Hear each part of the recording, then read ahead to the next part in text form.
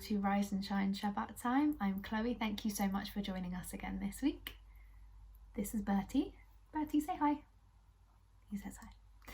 So the story this week that we've got is called The Sabbath Lion, and it's a little bit different. It's a longer book, so I'm going to be reading over 2 episodes, so make sure you tune in next week for the second half. It's also for bigger kids, so if you're 7 to 8 or if you've got any big brothers or big sisters that are aged 7 to 8, this is the time to tune in. This is a perfect book for you. So this is The Sabbath Lion. It is a Jewish folktale from Algeria, and it's retold by Howard Schwartz and Barbara Rush, illustrated by Stephen Fazer, and published by PJ Publishing. Long ago, in the faraway city of Algiers, there lived a Jewish widow and her 7 children. She had to work from dawn until dark to feed her large family. The woman's eldest son, Yosef, was only 10 years old, but he tried to help his mother as much as he could.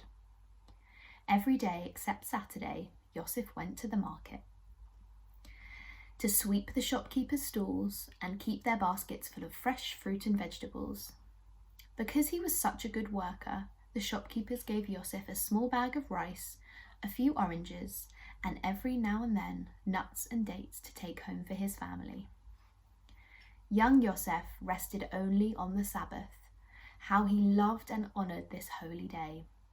On Friday evenings, his mother lit the Sabbath candles and said a blessing. Then Yosef, holding his glass high, said the blessing over the wine, and raising the challah, the braided loaf that his mother baked on Friday mornings, he said the blessings over this special Sabbath bread.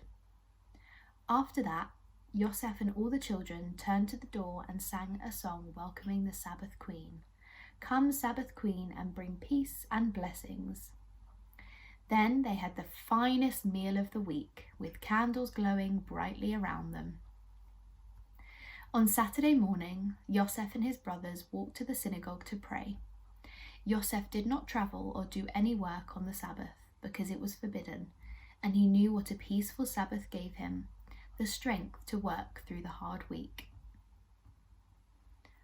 One day, when Yosef was working through the market, he saw a stranger speaking to one of the shopkeepers. He overheard a man ask where a certain family could be found. Yosef ran over.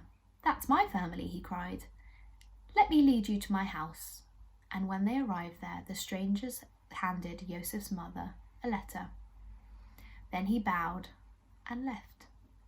Yosef's mother read the letter and turned pale. "What's the matter, mother?"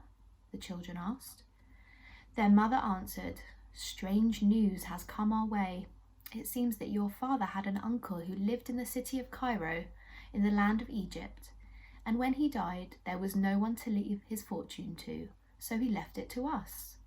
Hearing this, the children gasped. Soon they would have money for food and maybe even some new clothes. Yet their mother still looked worried.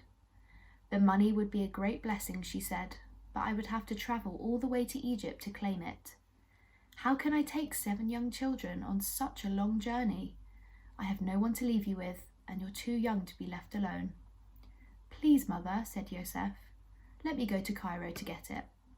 "But Yosef, you are too young. The sun is very hot. Wild animals live in the desert. No, it would not be safe for you to cross the desert." "Please, mother," begged Yosef, "have faith in God. Have they not sent a great blessing? We must not ignore it." When Yosef's mother saw how strong her son's faith was, she finally agreed to let him go. But it was very expensive to travel across the desert, for he must join a caravan. Yosef's mother emptied all the hidden boxes in which she had been saving money for Passover and found just enough for the journey. Then she rushed out of the house to pay the leader of the caravan for Yosef's trip. Because Yosef would not travel on the Sabbath, she asked the caravan leader if he would agree to rest on the Sabbath day, but the leader said, "It's dangerous to rest in the hot desert, where wild animals attack. If you want us to stop your Sabbath, you will have to pay more."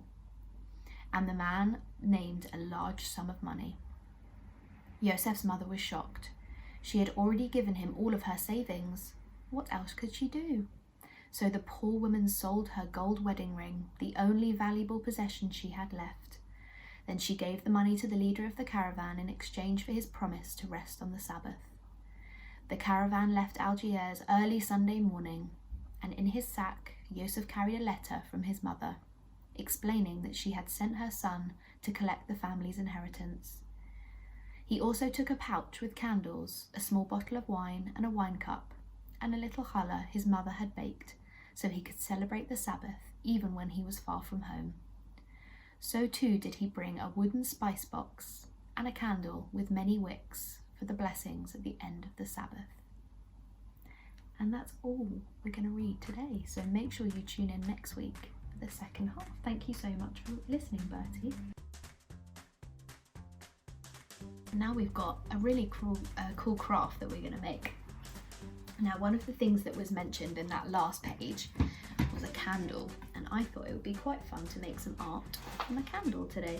So I've got a little birthday candle that I found lying around in my house, and because these candles are made of wax, you can draw with them, and it's a really cool drawing technique. If you draw it on a plain piece of paper, I've just got a grey piece of card, and you can draw any pattern you want on your piece of card or on your piece of paper. And then I've also got some watercolour paints and a paintbrush and a cup of water. So what I'm going to do is I'm going to draw out my design first with my candle on my paper, and then I'm going to paint over it and see what happens. Now, this is what it looks like. I'll show you if you can't see anything. So, ooh, you kind of can in the light, that's cool. So, let's have the cup of water, and I'm going to make it nice and wet, and then I'm going to do some rainbow painting, I think.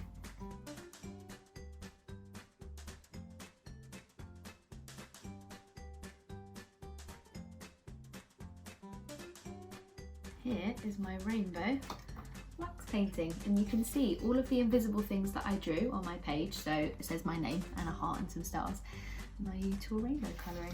But as soon as you paint over it with any water-based paint, it will paint right over the wax, and you'll reveal a hidden message in your painting. So maybe you could use it to make a treasure map, a secret treasure map, some spy letters. You can use it for whatever you want. So that's our craft for today. Thanks for joining, and I hope you enjoyed it. See you next week. Bye.